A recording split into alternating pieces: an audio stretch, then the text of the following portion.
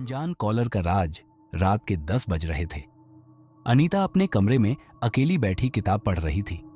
बाहर तेज बारिश हो रही थी और खिड़की के शीशे पर बूंदें थपथपा रही थीं। तभी अचानक उसके फोन की घंटी बजी। स्क्रीन पर कोई नंबर नहीं था, सिर्फ अननोन कॉलर लिखा था। अनीता ने कुछ देर सोचा, फिर कॉल उठा लिया। हेलो, उसने धीमे स्वर में कहा। दूसरी तरफ से गहरी आवाज आई, तुम्हें सच जानना है तो आधी रात को पुराने पुल पर आओ। अनीता घबरा गई। कौन हो तुम? क्या बकवास कर रहे हो? लेकिन कॉल कट चुकी थी। अनीता का दिल तेजी से धड़कने लगा। उसने सोचा कि शायद यह कोई मजाक है, लेकिन दिल के किसी कोने में उत्सुकता पैदा हो चुकी थी। उसने निर्णय लिया कि वह पुल पर जाएगी।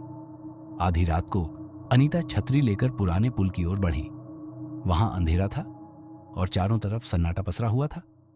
अचानक उसे एक आदमी पुल के किनारे खड़ा दिखा। वह एक लंबा कोट पहने हुए था और उसका चेहरा अंधेरे में छुपा हुआ था।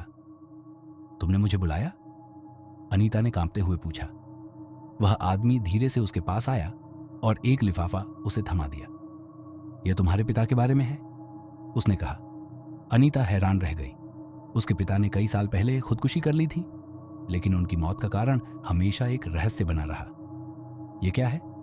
उसने पूछा। सच, वह आदमी बोला और अंधेरे में गायब हो गया। अनीता ने जल्दी से लिफाफा खोला। उसमें एक डायरी का पन्ना था जिसमें लिखा था कि उसके पिता पर किसी ने जानलेवा साजिश रची थी। अब अनीता के पास सवालों का पहाड़ खड़ा हो चुका था। वह किस पर विश्वास करे?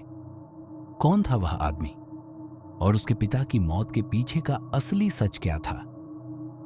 अनीता ने तय किया कि वह इस रहस्य को सुलझाकर ही दम लेगी।